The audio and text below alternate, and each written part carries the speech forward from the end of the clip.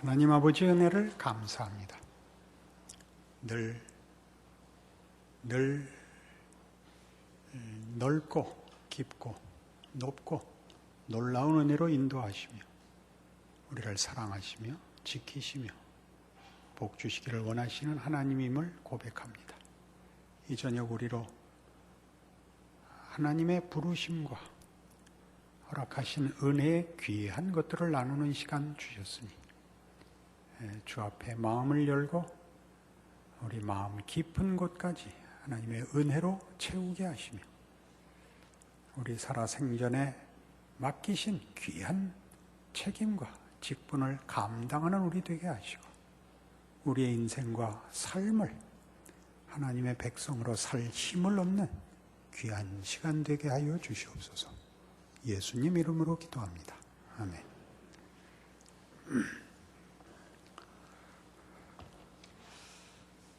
로마서 5장 말씀을 보겠습니다.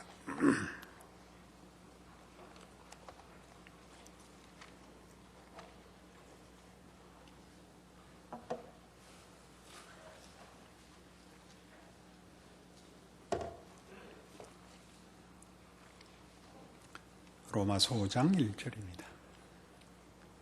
그러므로 우리가 믿음으로 의롭다 하심을 받았으니 우리 주 예수 그리스도로 말미암아 하나님과 화평을 누리자. 또한 그로 말미암아 우리가 믿음으로 서 있는 이 은혜에 들어감을 얻었으며 하나님의 영광을 바라고 즐거워하느니라.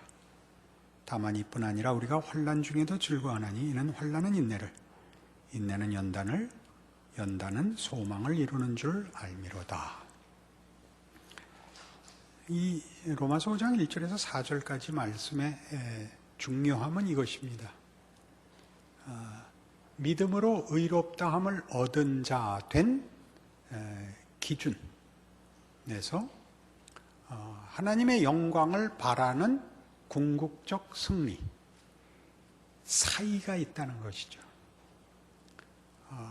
예수를 믿어 하나님과 화평을 이룬 하나님의 백성된 신자로서의 출발과 하나님의 영광을 바라고 기뻐하는 궁극적 승리 사이가 있어서 그 사이에 환난이 그 시작과 승리를 잇고 있다고 얘기하는 것입니다. 우리 한국교회는 이 문제에 있어서 별로 깊은 이해가 없습니다. 제가 받아온 신앙 교육이나 또 지금도 한국교회에 즐겨 사용되는 것은 이 시작과 끝이 사이가 없이, 과정과 시간이 없이 둘이 붙어 있습니다. 예수를 믿어 하나님의 백성이 된 것과 그래서 영광의 승리라는 걸 붙들어 매려니까 감각적이거나 기적적이거나 혹은 어떤 임무거나 하는 것으로 둘을 묶을 수밖에 없었던 것으로 보입니다. 그러니까 시작이 곧 끝인 한 번의 결단과 헌신이 곧 완성인 것 같이 둘이 밀착되는 바람에 현실을 설명할 길이 없게 된 겁니다. 현실이 뭐냐 그러면 성경이 환난 기간이라고 말합니다. 이 환난은 적대적 세력에 의한 정치적, 사회적, 물리적 압박을 말하는 것이 아닙니다. 하나님의 백성으로 출발하였으나 영원한 약속의 자리가 유보된 그 기간 동안을 아직도 하나님을 대적하는 세상에서 살아야 하는 기간으로 우리에게 현실이 주어졌다는 것을 이해해야만 이해할 수 있는 단어인 것입니다. 우리가 믿고 우리가 소망하는 것이 우리의 것이 되기 위해서는, 현실이 되기 위해서는 예수님이 다시 오셔야 됩니다. 그때까지 우리는 구원받아야 하고 예수를 십자가에 못 박은 적대적 세력, 다만 물리적 적대 세력이 아니라 정신적, 사상적, 습관적, 관행적, 문화적 모든 면에서 하나님을 섬기기를 거부하는 세상 속에서 살아나야 됩니다. 이것이 성경이 말하는 환난입니다. 이 환난이 3절 이하에 보시듯이 다만 이뿐 아니라 우리가 환난 중에도 즐거워하나니 이는 환난은 인내를, 인내는 연단을, 연단을 소망을 이룹니다. 그러니까 예수 그리스도로 말미암아 하나님의 자녀가 된 시작에서 하나님의 영광이라는 궁극적 승리와 완성까지의 사이를 무엇이 잇고 있느냐 그러면 환난이 인내로, 연단으로, 소망으로 그 사이를 연결하고 있습니다. 그러니까 예수 믿고 아무 일이 없는 현실을 사는 것은 구라입니다. 이렇게 말을 하면 심할 수 있지만 사실이 그렇습니다. 대부분의 한국교회 교인들은 이중적으로 살고 있습니다. 현실을 교회 안에서는 얘기하지 못합니다. 너무나 강하게 이 시작과 운명이 묶여 있어서 그 과정이 어려운 것은 잘못 간 것이라, 틀린 것이라 하고 정죄해버렸습니다. 그것이 아직까지도 한국교회의 전통이고 그것을 대체한 것이 말하자면 기도, 봉사, 헌금, 그다음에 전도, 선교 등이었습니다. 그것은 사실은 현실을 사는 실제적인 현장은 아닌 것들로 그 둘을 묶었습니다. 그래서 교회에 오면 현실 얘기가 아니라 이상적인 얘기, 드라마를 얘기하게 된 것일 것입니다. 물론 여기 교회에 모여서 우리가 자신의 현실의 어려움과 고통만을 줄줄이 토해내는 것이 교회의 가장 중요한 일은 아닙니다. 물론 아닙니다. 그러나 그것을 서로 현실로 인정하고 전쟁터에서 살고 있다는 것을 서로 보아주는 눈과 따뜻함이 결여되었다, 그런 얘기입니다. 그런 차원에서 기독교 신앙에 세 가지 요소가 있습니다. 기독교 신앙의 세 가지 요소는 이건 제가 만든 겁니다. 첫째, 윤리입니다. 기독교 신앙의 중요한 성격. 첫째, 윤리. 둘째, 신학. 셋째, 현실입니다. 뜻밖의 정리인데 시작을 좀 과하게 했는지 분위기들이 좋지 않으시니까 그 신앙의 세 가지 성격에 현실이라는 게 들어간다는 건 얼른 납득이 안 되죠. 그죠? 제가 뭐라고 얘기하나 받았을 생각을 하지 말고 생각을 좀 해보세요. 아니, 신앙의 성격에 무슨 현실이 있는가? 이게 이제 제가 여러분들의 신앙생활의 실제를 이해시키고 납득시키고 유익해 하기 위하여 정한 것입니다. 윤리라는 것은 이 세상에 존재합니다. 세상에서의 윤리는 일종의 도덕입니다. 그것은 선한 것이며 옳은 것입니다. 그것은 하나의 법이고 덕목이죠. 기독교 신앙인에게 윤리는 덕목이 아니라 예수 그리스도를 아는 자의 실체를 말하는 것입니다. 예수 그리스도를 아는 자의 실체라는 건 무슨 뜻이냐 하면, 기독교인에게 있어서 윤리란 예수를 믿고 예수를 알게 되면 예수에 의해서 그의 존재와 인격과 성품과 삶이 영향을 받을 수밖에 없기 때문에 생겨나는 가장 특징적인 첫 번째 변화다, 그것입니다. 여러분들이 결혼을 하면 정상적으로는 여러분들이 한 아내의 남편이거나 한 남편의 아내라는 사실을 일부러 감출 수도 없고, 또 무의식 중에라도 배려를 안 할 수가 없습니다. 맛있는 거 사 먹다가 몇 개 더 사서 집에 갖고 가야 되는 법입니다. 신데렐라 맨이라는 영화를 보시면 어디 초청을 받아서 그 부부가 이렇게 스테이크를 먹게 됐는데, 스테이크가 이렇게 멋진 게 2개 나오니까 부인이 냅킨에 얼른 하나를 쌌습니다. 왜 쌌을까요? 애들 갖다 주려고. 둘이 하나 나눠 먹고 하나는 애들 갖다 주려고 싼 것입니다. 그건 부모로서 당연한 삶의 모든 행동과 생각에 영향을 미칠 수밖에 없는 위치입니다. 기독교인의 윤리란 바로 이것입니다.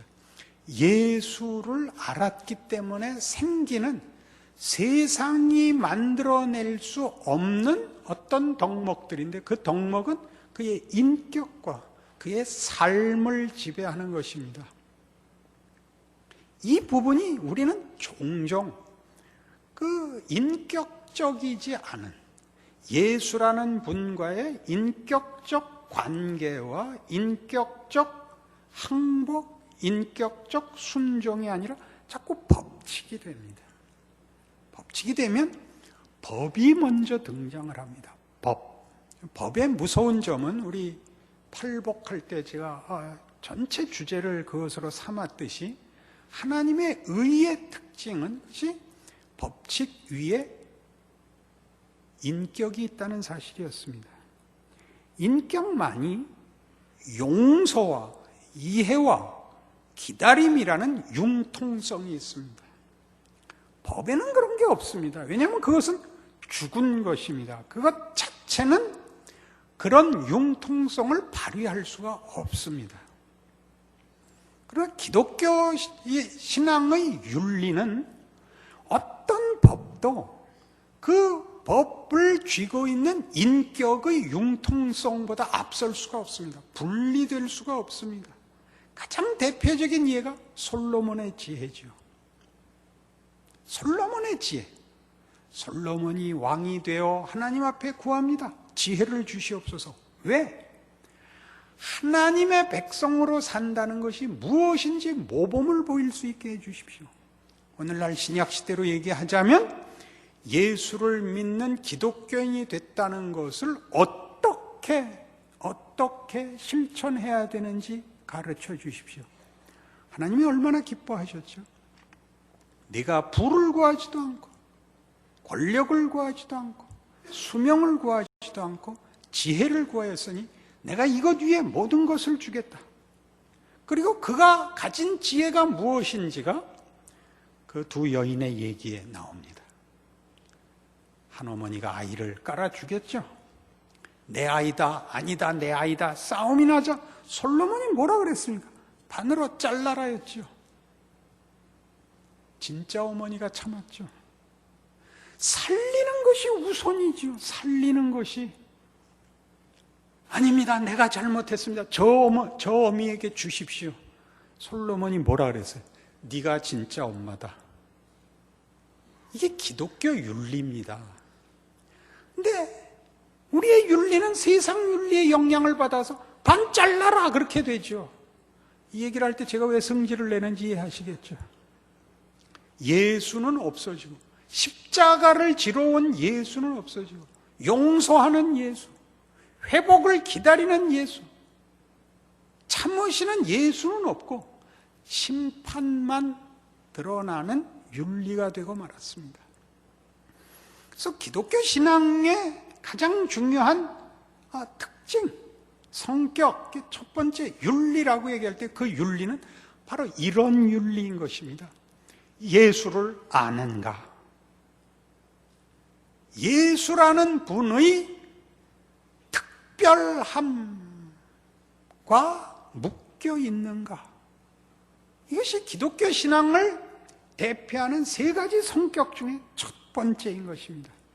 예수를 아는가? 예수에 의하여 영향을 받는가?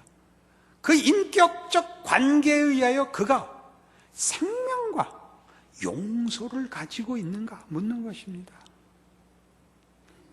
이걸 여러분의 현실 속에서 살아내야 되는 것입니다. 환난 속에서 하나님의 자녀로 부름을 받고 그 영광의 완성의 약속 속에서 이 세상 속에서 여러분은 예수를 아는 자로서 예수가 뭐가 다르냐? 예수를 믿는다는 것이 뭐냐를 세상 앞에 바로 이 특징으로 제일 우선 변화하며 책임을 져야 됩니다. 여기가 책임지어지지 않고 기독교 신앙을 그 다음 것으로 시작할 수가 없습니다.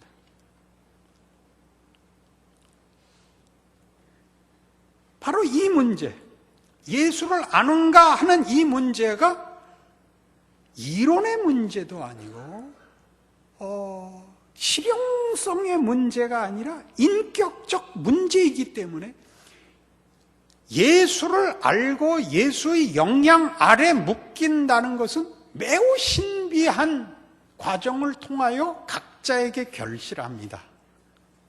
이것과 같죠. 부부를 보세요. 원래 둘이 눈이 맞지 않고 소개에 의해서 부부가 되기가 얼마나 어려우냐 하면 아무리 좋은 조건을 나열해도 다 마음에 안 듭니다. 미국 명문대를 나오고 얼마나 집안이 대단하고 부자고 잘생겼고 그래야 별게 다 꼴 보기 싫습니다. 별거리야. 미국까지 갔다 온 게 왜 머리는 까맣대. 별게 다 시비거리가 되는데 눈이 뿅 가면 어떻게 되느냐? 그 사람 고칠 수 없는 병을 가졌대. 내가 평생 보살피면 되지. 애 못 낳는데 입양하지. 아무것도 그를 가로막을 수 있는 것이 없습니다. 근데 왜 뿅 갔는지 결혼해서 3년만 지나면 누구나 한번 의심을 하게 됩니다. 부부란 하나도 같은 게 없습니다. 하나도 같은 게 식성까지도 같지 않습니다. 좋아하는 것도 다르고 모든 버릇이 다른데 왜 부부가 됐는지 참으로 통탄할 일입니다. 이 사람 아니면 누구랑 살아도 지금보단 나을 것 같습니다. 그런 생각 안 해보신 표정을 지으시는데 참으로 신기한 게 부부입니다. 그러나 그 뭐 하나, 그 눈길 하나, 어떤 몸짓 하나에 인생을 걸었던 것입니다. 그게 어떤 본질적인 뭐가 있습니다. 이 사람은 내 사람이다. 그럼 본질적인 어떤 묶임이 있습니다. 그것은 어떤 것으로도 대신할 수 없는 조건이고 이유고 운명이어서 왜라는 말을 하면 안 됩니다. 왜? 그 모든 사람들이 이 질문을 받지 않습니까? 그 보통 여자들이 많이 받는데 부인이 아주 괜찮은데 왜 그 남자랑 결혼했는지 도저히 이해가 안 가는 경우가 제일 많습니다. 왜 결혼하셨어요? 이번에도 어디 갔다가 어떤 사모님한테 그 간증을 들었어요. 그 남편 되는 목사님이 전혀 생각이 없어요. 그 사모님이, 그 자기 남편 된 목사님이 자기를 좋아해갖고 매일 선물을 사오는데 그거 얼마나 가난한지 자기가 잘 알고 있답니다. 하루 1,000원이 없는 사람인데 매일 3만 원어치씩 선물을 사와서 드디어 화를 냈대요.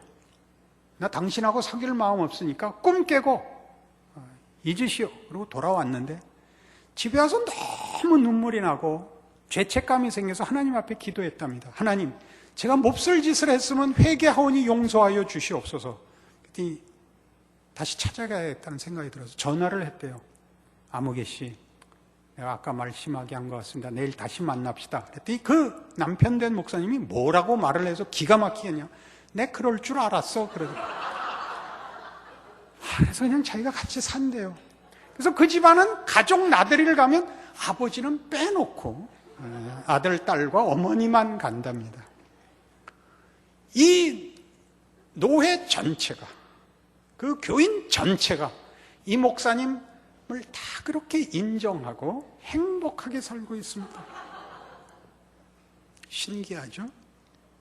한 사람이 한 사람에게 마음을 뺏기고 항복한다는 것은 다른 무엇으로도 설명할 수 없는 어떤 다른 이유 때문입니다. 우리는 그걸 알 수가 없습니다. 근데 우리는 그것을 논리화하고 규칙화하려고 합니다.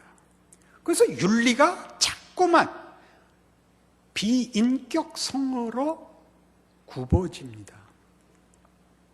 기독교 신앙의 첫 대표 성격이 예수라는 한 인격체에 있는 성격이라는 것을 놓치고 신령, 이상, 옳음, 능력 같은 것들로 이렇게 분리가 됩니다. 그래서 신앙도 같은 신앙 고백을 하고 있음에도 불구하고 자기식, 자기 과정, 자기 기호와 맞지 않으면 자꾸 그걸 돌려놓으려고 합니다. 서로가 서로를 자기 마음에 들게 하려고 하는 바람에 말이 재미가 없습니다. 말이 재미가 없다는 게 무슨 뜻이냐 아시죠? 상대방이 얘기를 하면 경청을 해야 됩니다. 제가 겪은 가장 이 문제에 대한 가슴 아픈 현실은 이거였습니다. 제가 아프다는데 아무도 얼마나 힘드시겠어요? 그 말 하는 사람이 없고, 목사님 면역력이 떨어져서 그래요. 이 멋대가리 없는 소리를 다 했습니다. 누가 몰라요? 내가 뭐 고쳐달래? 한 사람의 절절한 얘기를 들을 심정이 없으면 그는 예수를 믿는다는 게 뭔지 개뿔도 모르는 것입니다. 이건 뺍시다. 예수님이 우리가 있는 자리까지 같은 형편과 조건으로 찾아오신다는 것이 얼마나 놀라운 것인지 아십니까? 예수님의 성육신, 예수님의 십자가라는 말은 정말 놀라운 것입니다. 세상에는 없는 것입니다. 세상은 이해관계와 무관한 관심, 이해관계와 무관한 지원, 격려, 사귐, 관계라는 건 없습니다. 사고만 있죠. 사고.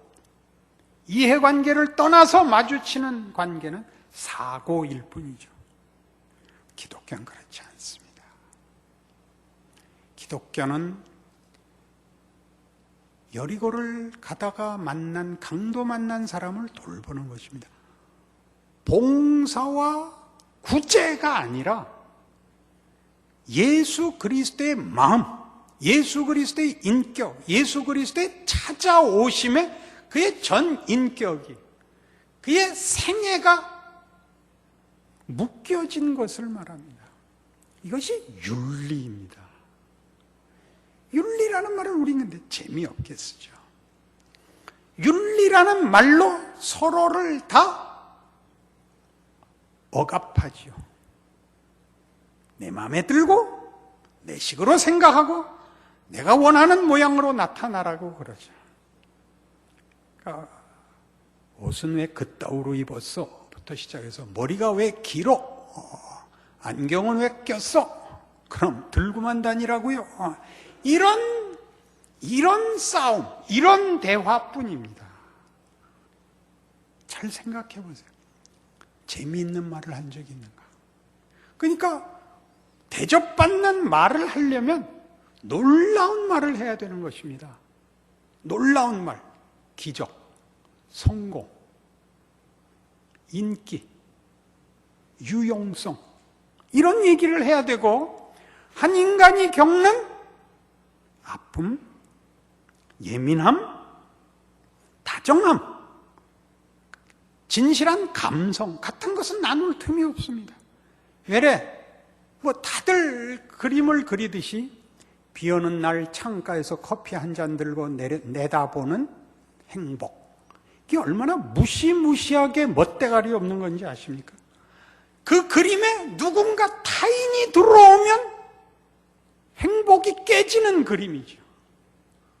누군가가 들어오는 순간 방해를 받고 긴장을 해야 되는, 둘이 마주보는 그림은 늘 없고 나 혼자 쳐다보는 나하고 나를 공격할 이유가 없는 사물하고만 있는 것이 우리의 행복한 그림의 내용이 되어버렸습니다. 윤리, 기독교 윤리. 그걸 이런 식으로 해결하는 걸 저는 질색으로 여깁니다. 옆 사람에 있는 사람과 인사하시고 하나님이 당신을 사랑하십니다, 주고받으시죠. 저는 그건 질색입니다. 그렇게 떼워버리기에는 너무나 중요한 것이기 때문입니다. 미국 가서 제일 놀란 게 뭐죠? 셀쭉 웃는 것입니다. 하이 하면서 양 입끝만 슬쩍 올렸다 내리는 것, 훨씬 무섭습니다. 우리 동양 사람들이 진심 어린 무표정으로 가는 게 낫지, 그렇게 웃는 데는 나중에 소름이 끼쳤습니다. 그들은 익숙하겠죠. 그게 아마 한 걸음 더 나간 걸 것입니다. 나는 당신을 공격할 의사가 없습니다라는 표라는 걸 나중에 알았습니다. 근데 우린 원래 남을 공격하지 않는 사람들입니다. 선해서가 아니라 서양보다는 좀 덜 살벌한 사회를 아직 살고 있기 때문입니다. 기독교 신앙에서 우리는 최소한 입 다물고 있던 시대가 지나서 이제 큰 소리 치는 시대에 왔습니다. 뭘로 큰 소리 치겠습니까? 이것이 옳다, 이것이 신앙이다 라고 얘기하는 것은 다 일단 빗나간 것입니다. 사람이 달라져 있어야 됩니다. 예수와 관계를 맺고 있는 자의 받은 영향이 드러나야 됩니다. 이런 말을 이렇게 심각한 얼굴로 사납게 해야 되는, 저쪽으로 넘어간 철사줄을 이쪽으로 잡아당겨야 되는 현실이 되었습니다. 그래서 우리는 각각이 신비한 방법으로 예수 그리스도와 묶여 있다는 것을 인정해야 됩니다. 그리고 그것이 당신은 당신이 믿고 있는 예수에 대해서 얼마나 알아 하는 정보의 양과 다르다는 걸 알아야 됩니다. 그래서 내 믿음의 강점이 상대방에게는 전혀 경험되지 않고 생각되지 않는 것일 수 있다는 것을 인정해야 됩니다. 상대방이 예수를 내가 이해하는 식으로 이해하지 못했다고 해서 그가 예수를 못 만났다고 얘기하는 것은 하나님이 우리의 이해보다 작다고 얘기하는 것입니다. 하나님의 일하심은 우리의 이해를 넘어서는 것입니다. 그 무게와 깊이와 넓이와 내용에서 그러합니다. 하나님은 신비한 분입니다. 어떻게 한 영혼을 그 앞에 무릎 꿇리는지 우리는 사실 자기 경우밖에 알지 못합니다. 그리고 모두 그렇게 인격적으로 항복하여 예수 믿는 자로 하나님의 자녀가 되어 있는 것입니다. 그래서 우리의 윤리는 바로 이 문제, 내가 항복하고 내가 묶이고 내가 믿고 있는 예수라는 분의 영향 아래 항복한 만족으로 살고 있는 자라는 것을 그 첫 번째 성격으로 대표하는 자여야 합니다. 그리고 상대방이 그런 자임을 인정해야 합니다. 그리고 그것이 이 시작과 영원한 운명 사이의 현실에서 우리가 지고 있는 신자된 증언이며 유일한 무기입니다. 인생은 어떻게 잘 살아내느냐? 무엇으로 예수님께 영광을 돌리느냐 하는 다른 모든 문제들은 다 2차, 3차적인 것들입니다.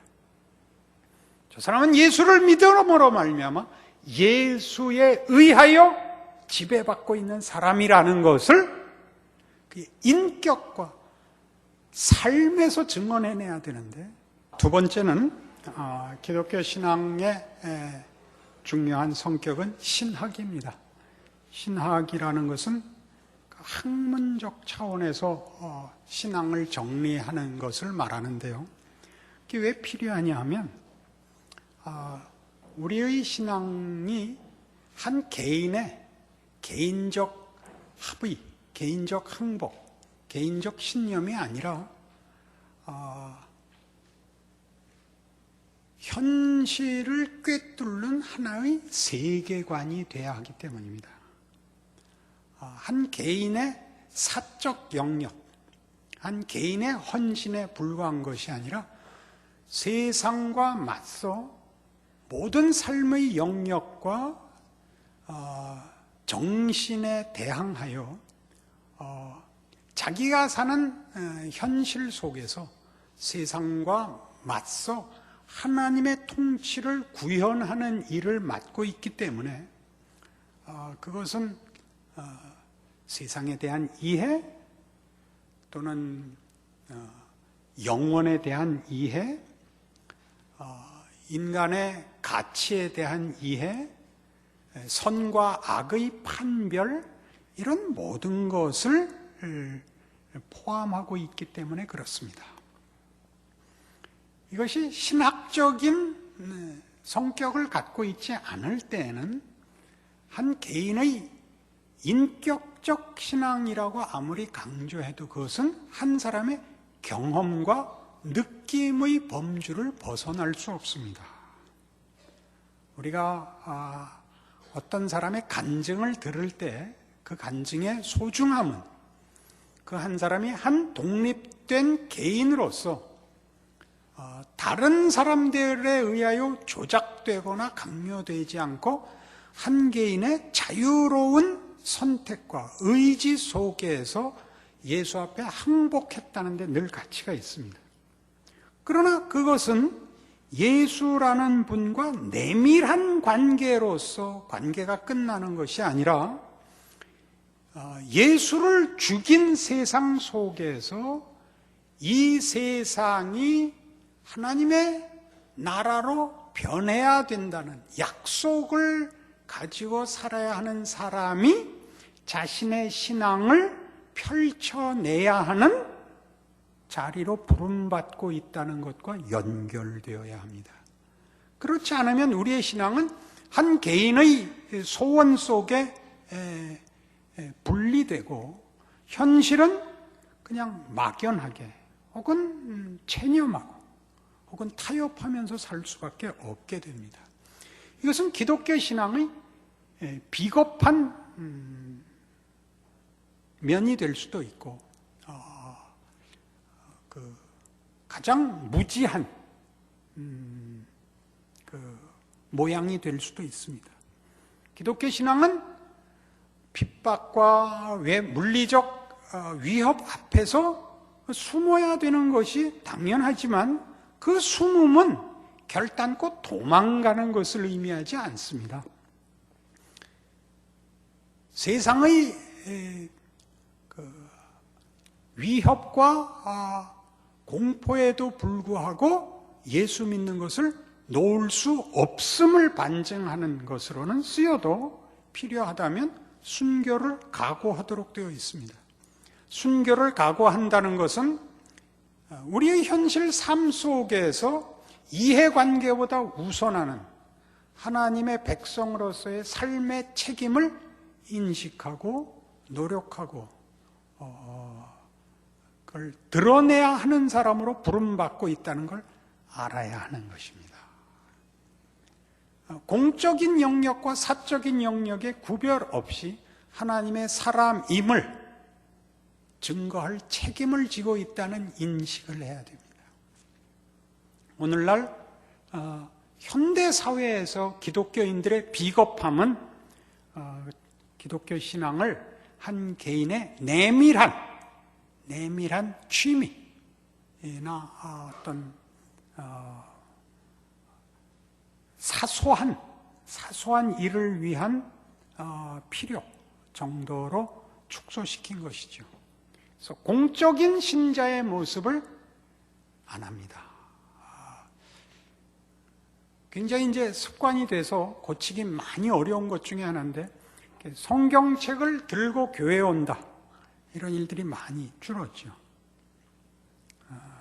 그리고 교회 와서 적극적으로 참여하여 내 교회를 지킨다, 교회에서 책임을 맡는다 하는 일들이 자꾸 줄어들고 있죠. 그러면 골치 아픈 일들은 없어지겠지만 신앙인으로서 사는 인생 전체에 걸친 하나님과의 동행이라는 적극적인 신앙적 인생을 포기할 수밖에 없게 됩니다. 굉장히 생각하면 생각할수록 어려운 책임입니다. 신앙인으로 산다는 것은 만만치 않습니다. 타인의 공격과 비난과 오해 앞에 노출되어야 하는 것입니다. 이게 귀찮으니까 현대 사회는 자꾸 숨어버리고 강요하지 않고 비난받지 않으려고 합니다. 이것은 그 시대적 하나의 사조이기 때문에 오늘날 현대 사회 속에서 한국교회도 이 일로부터 멀지 않습니다. 큰 교회로, 대형 교회로 이렇게 양극화되는 이유는 숨을 수 있기 때문이죠.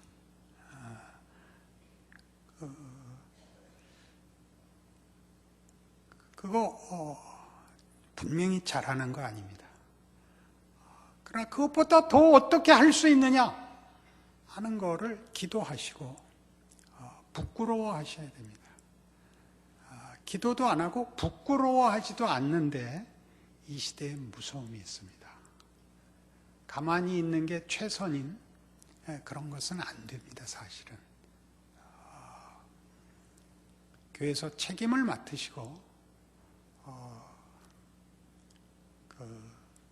교회에서 책임을 맡으면 꼭 해야 되는 것이 귀찮은 일을 하셔야 됩니다. 우리는 다행히 거기에 저촉되는 분이 없으니까 제가 이 예를 들 수 있는데, 예전에 제가 자라나던 시절에도 한국 사회는 아직 회의를 잘 할 줄 모릅니다. 당회가 매끄러울 리가 없습니다. 민도와 다 같이 가는 거니까 회의가 여러 안을 얘기하고 타협을 하고 절충을 하고 기다린다는 것을 잘 모르기 때문에, 예전에도 저 자라난 교회 보면 당회를 하면 밖에서도 들리게 고함 소리가 들렸습니다. 그때 우리 대학부의 고문이셨던 장로님이 저에게 말하기를, 나는 그래서 당회 안 들어가. 그때 굉장히 멋있어 보였습니다. 지금 생각하니까 가장 비겁한 사람이었습니다. 들어가서 그 지경에 참석하여 말을 안 할지라도 자리를 지켜야 됩니다. 마음에 안 드는 꼴을 봐야 하고 같이 합의해야 됩니다. 정답이 안 나오면 우리 한 번 더 생각하고 기도하고 모입시다 라고 해야 됩니다. 여긴 중직자 모임이니까 얘기를 해야 될 것 같았습니다. 서로의 생각과 관심이 다른 문제로 모여 있다는 것 기억해야 합니다. 타협이라는 것은 양보하는 것이 아닙니다. 하나님께서 함께 가라고 한 짐을 지는 것입니다. 혼자 오지 말고 둘이 오라, 셋이 오라, 100명이 함께 오라. 그것이 교회에 주어진 중요한 책임입니다. 같이 오라. 오다가 부상자 때문에 늦어져서 같이 죽는 한이 있어도 내버려두고 혼자 오지는 말아라. 그게 교회입니다. 그걸 해보면 그게 보통 어려운 일이 아니라는 걸 알게 됩니다. 가장 가치 없는 자를 위하여 내 생명을 위험에 내놔야 하고, 내 짐은 내 짐대로 지고 저 겁쟁이의 짐을 내가 대신 져야 한다는 것 이해하기 어렵습니다. 그러나 해보면 그것보다 중요한 것은 없습니다. 그런 모든 것을 말하자면 이때는 어떻게 해야 되는가, 이 경우는 어떻게 해야 되는가를 종합하여 분별을 주기 위하여, 정리하기 위하여 신학이 필요하다는 얘기입니다. 다만 이론과 명분을 나열하여 실천에는 도움이 되지 않고 책임을 회피하는 것으로 신학을 쓰는 것은 죄입니다. 그러나 신학이 없는 신앙은 아까도 얘기한 것 같이 분별이 있을 수 없고 균형이 있을 수가 없습니다. 그래서 신학은 중요한 기독교 신앙의 두 번째 성격이 됩니다. 세 번째는 아까도 서두에 말씀드렸다시피 현실입니다. 현실이 기독교 신앙의 중요한 성격이다라는 것은 물론 그 자체로 어폐가 있습니다. 현실주의자가 되라는 뜻이냐? 그렇게 반문할 수 있습니다. 그런 것이 아니라 현실을 담아내지 못하는 것은 신앙이 아니다, 그런 뜻입니다. 현실을 외면하고 현실의 짐, 주어진 짐을 외면하여 자기 좋은 것으로 현실을 대체하는 것은 신앙이 아니다, 그런 뜻입니다. 우리 마태복음 6장에 가시면 굉장히 중요한 말씀이 하나 나오는데 이 말씀입니다.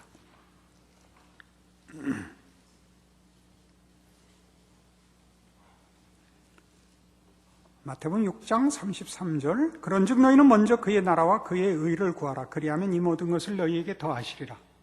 그러므로 내일 일을 위하여 염려하지 말라. 내일 일은 내일이 염려할 것이요 한날의 괴로움은 그날로 족하니라. 옛 번역에는 그러므로 내일 일을 위하여 염려하지 말라. 내일 일은 내일 염려할 것이요 이렇게 됐던 것을 이번에 번역을 바꿨습니다. 원문에 더 가깝게 내일은 내일이 염려한답니다. 그건 무슨 뜻이냐면 신앙생활을 하면 현실이라는 것이 내가 원하는 것이 아니라 주어지는 숙제같이 옵니다. 하나님이 정하십니다.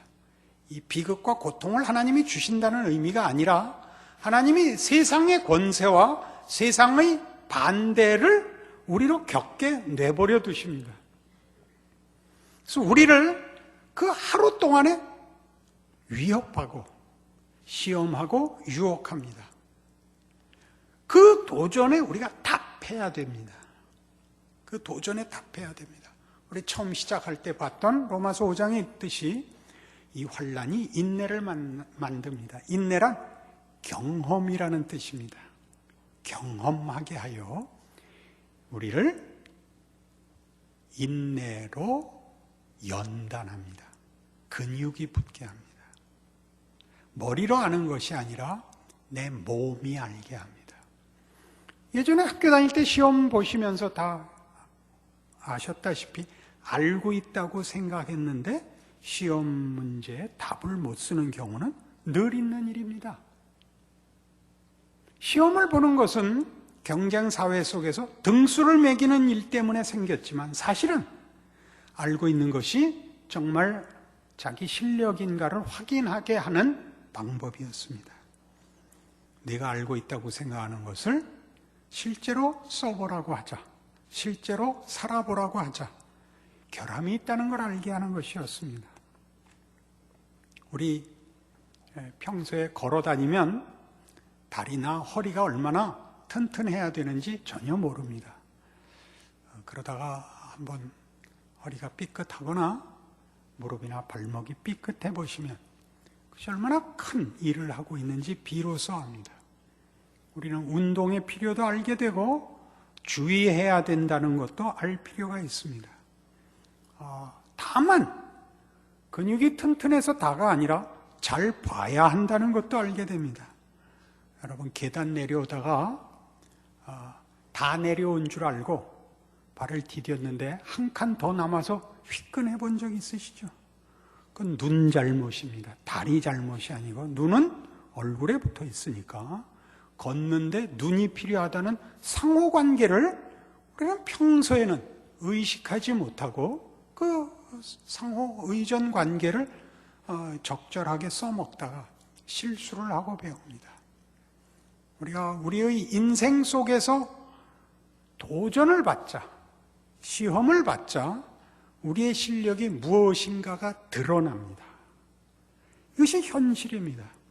그래서 기억에 알리스터 맥그라스 같은 학자는 신자에게는 두 개의 텍스트가 있다 그럽니다. 하나는 성경이고 하나는 현실이다 그럽니다. 현실이 왜 텍스트죠? 교과서에 쭉 가르침이 나오고 뒤에 문제가 나온 셈입니다. 그 문제를 풀어봐야 앞에 걸 제대로 이해했는지 못 이해했는지 본인이 확인할 수 있습니다. 그것이 현실입니다. 현실은 우리에게 우리가 신앙을 우리의 머리로 소원으로 가지지 말고 우리의 몸뚱아리를 가지고 구체화시킬 실력을 가지고 현실을 담아내라고 요구하는 것입니다.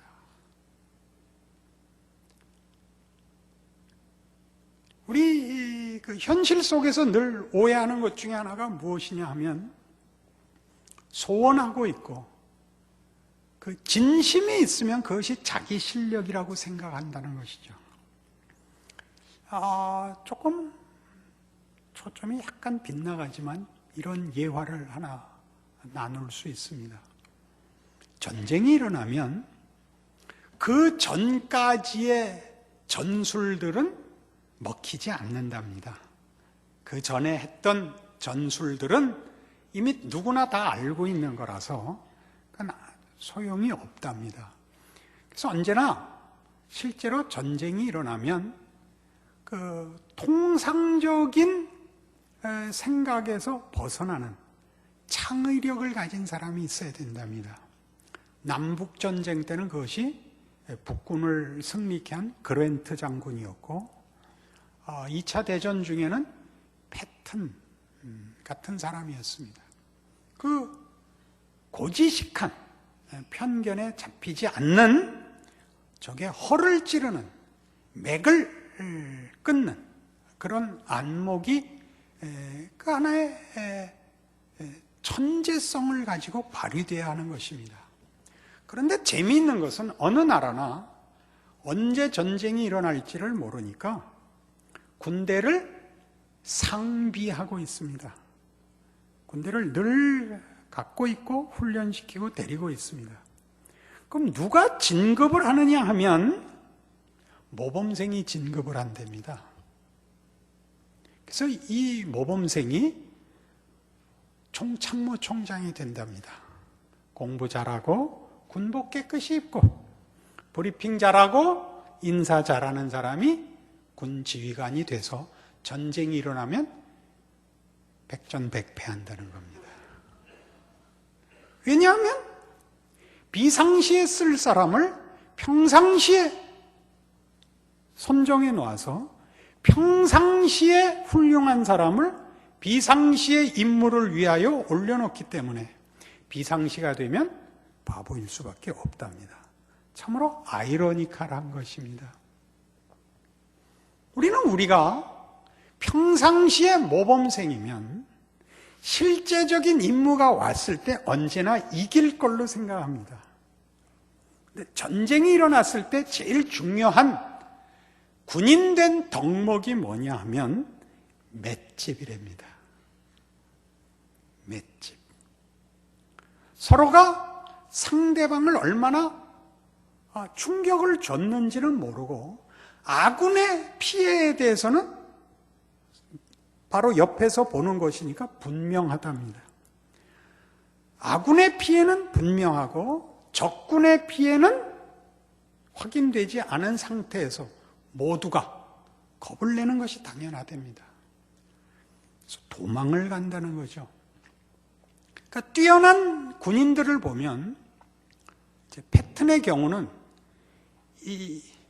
자기가 총 쏠 일 없는 사람이니까 이 번쩍번쩍하는 별을 달고 투구도 반들반들하게 광인하게 하고 상하 손잡이 권총을 차고 장화 신고 그냥 그런 기갑부대 지휘관이었거든요.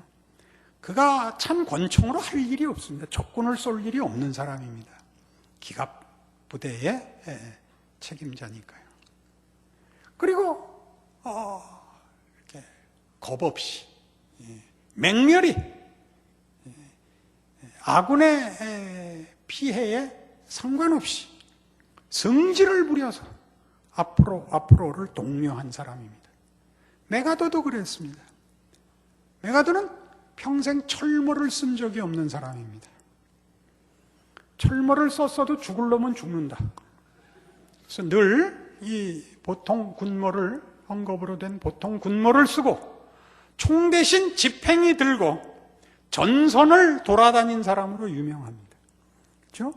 그 역삼각형 라이방 쓰고 인천 상륙하신 분입니다. 매우 고마운 분이고 훌륭한 군인이고 그 기인입니다. 다들 기인입니다. 그러나 우리는 나중에 그런 사람들의 그 전기를 볼 때 전기 작가가 그의 괴담, 기담 같은 데 집중하는 것이 사실은 게 잘못된 것이라는 걸 알아야 됩니다. 그 사람들의 가장 큰 실력은 그 담대함에 있었던 것입니다. 누가 누구보다 머리가 좋은 싸움을 하는 것이 아니라 누가도 자신의 임무를 기본으로서 이해하고 있는 거죠. 전쟁에 나선 군인이 겁을 먹어서는 안 되는 것입니다. 그것이 우리 현실이 우리에게 묻는 것입니다. 오늘날 가장 필요한 기독교 신앙의 현실이라는 성격은 우리에게 뭘 요구하는 것일까요? 우리 각자의 현실을 신앙인으로서 마주할 각오와 작정과 인내와 충성을 가지지 않는다면 신앙이라는 것은 전부 공허한 것이 됩니다. 예수를 믿는다고 말하는 사람이 자기라는 존재를, 자기가 겪는 현실을 신앙이라는 이름으로 맞대응할 수 없으면 신앙은 구체화될 수가 없습니다. 우리가 늘 이긴다고까지 섣불리 요구하는 것 아닙니다. 늘 이기라는 것이 아니라 첫 번째 덕목, 맷집을 기르십시오. 도망가지 마십시오. 신앙의 싸움을 시작하십시오. 그리고 얻어 터지고 다시 일어나십시오. 아까 잠깐 예를 드렸던 신데렐라맨은 그 실화였죠. 조 루이스가 나와서 그 타이틀을 뺏길 때까지 세계 챔피언을 했던 사람입니다. 시작은 노동판의 일까지도 없어서 자식들이 굶게 되어서 권투 선수 훈련용 상대가 되는 것으로 돈을 벌려고 권투 선수가 됩니다. 그러니까 선수가 되는 것이 아니라 이 사람은 스파링 파트너로서 그 시합에 나갈 선수에게 데미지를 주면 안 되는 것입니다. 맞는 일을 하는 것입니다. 이게 벌써 폼이 좀 한 것 같지 않습니까? 오소독스한 딱 팔꿈치를 옆구리를 딱 보호하고 양턱을 보호하는 빛나는 눈초리와 함께 얻어 터지는 겁니다. 맞고 돈을 받고 들어와 가족을 먹이는 거죠. 맞는 일로 시작해요. 그러니까 나중에 어느 약속된 시합에 선수가 나타나지 않아서 대타로 올라섰다가 이기고 또 이기고 또 이겨서 챔피언이 되는 얘기입니다. 그가 얼마나 훌륭한 승자인가를 얘기하지 않고 영화 내내 그가 어떻게 현실을 싸워 도망가지 않았는가 얘기를 하고 있는 것입니다. 훌륭한 사람이죠. 우리는 이 맷집이 없습니다. 한국 교회가 욕먹는 시대가 되었습니다. 욕먹어야죠. 예수님이 붙잡히고 사형에 처해지자 제자들은 다 도망갔습니다. 예수님 알고 계셨습니다. 내가 오늘 닭 울기 전에 3번 나를 부인하리라. 당신의 길을 가시면서 너는 돌이킨 후에 내 형제를 굳게 하라. 그렇게 말씀하시죠. 돌이킨 후에. 실패해보지 않고서 배우는 사람은 없습니다. 앉아서 말로 신앙생활을 할 수는 없습니다. 싸움터에 나서야 됩니다. 이런 일들이 이제 어떤 다른 것, 교회가 하는 큰 어떤 사회적인 일들, 구제, 봉사, 구국기도회, 선교, 이런 것들이 본질이 아니고 이게 본질이라는 것으로 이제 사회에서 현실이 우리에게 도전하기 시작한 것입니다. 옛날에는 기독교가 사회의 향도였다. 기독교 지도자는 사회와 국가의 지도자였다. 이런 것으로 가치를 인정받았습니다. 그것은 조금 다른 것입니다. 기독교가 일반인들에게도 유익한 것이다 라는 것으로 기독교를 설명하는 것은 사실 본질에서, 초점에서 슬쩍 벗어난 것입니다.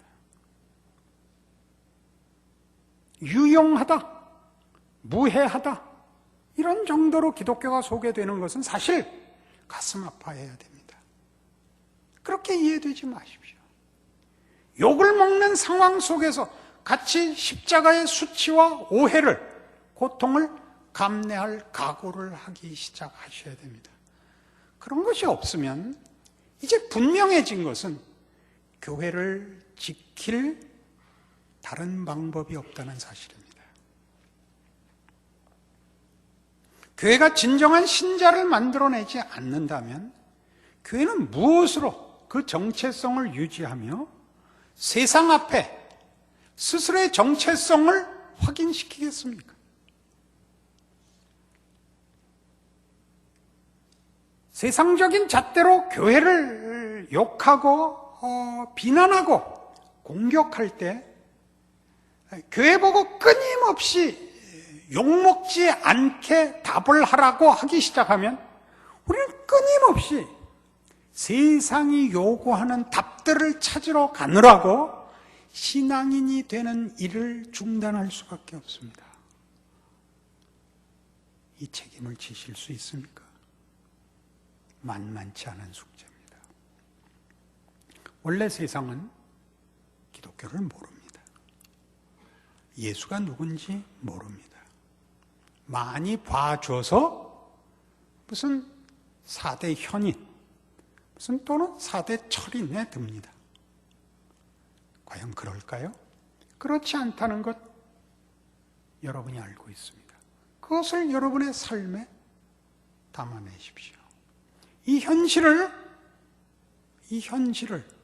그런 도전으로 인하여 우리가 누구인가, 우리가 누구를 섬기고 있고 우리가 섬기는 이가 우리에게 도대체 어떤 변화를 주었는가를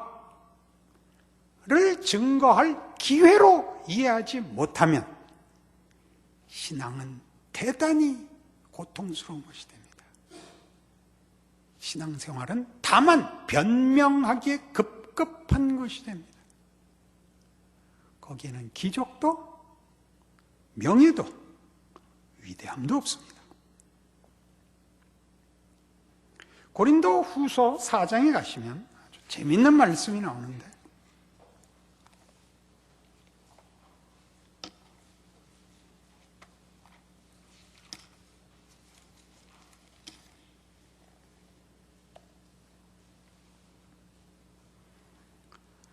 사 장 5절 보시면, 고린도후서 4장 5절, 우리는 우리를 전파하는 것이 아니라 오직 그리스도 예수의 주 되신 것과 또 예수를 위해 우리가 너희의 종된 것을 전파함이라. 어두운 데에 빛이 빛이라 말씀하셨던 그 하나님께서 예수 그리스도의 얼굴에 있는 하나님의 영광을 아는 빛을 우리 마음에 비추셨느니라. 우리가 이 보배를 질그릇에 가졌으니 이는 심히 큰 능력은 하나님께 있고 우리에게 있지 아니함을 알게 하려 함이라. 이 보배를 질그릇에 가졌다 그럴 때 우리는, 보배는 예수 그리스도고 우리는 육체에 불과하다, 진흙으로 빚어진 육체에 불과하다, 이렇게 자주 이해를 합니다. 크게 틀리지 않았으나 이 질그릇이란 뜻은 이 보배를 일상의 수수한 질그릇 속에라는 뜻입니다. 일상의 수수한 삶 속에 하나님이 이 보배를 감춰 놓으셨답니다. 일상의 수수한 삶 속에, 그것이 질그릇입니다. 위대하거나 극적이지 않은, 차별화되어 있지 않은 아주 일반적이고 통상적인 일상 속에다 예수 그리스도를 감춰 놓으신답니다. 그래, 그 속에서 이 기적을 이루신답니다. 그 앞에 있는 것 같이 어두운 데 빛이 빛이라 말씀하셨던 그 하나님께서 하시는 창조의 사역, 그 기적이 일어난답니다. 여러분, 신앙생활 하면서 이런 경험 하셨는지 모르겠지만, 우리가 신앙인으로서 가지는 자책, 부끄러움, 고민, 갈등, 이런 것들을 옆에서 보는 사람들이 큰 증거로 채택하는 거 아십니까?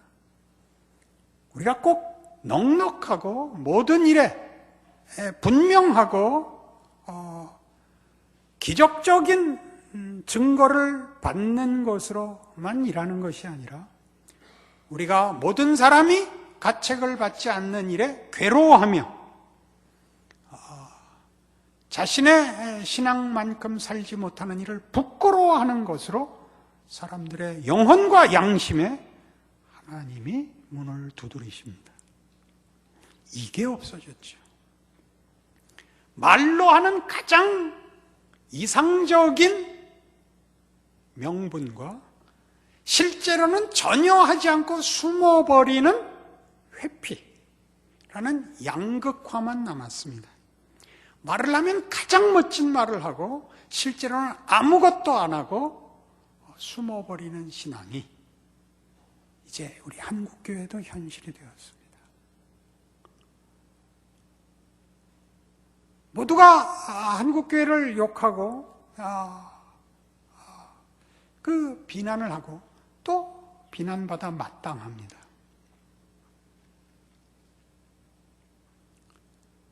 그러나 하나님이 그 속에서 우리를 만들었습니다.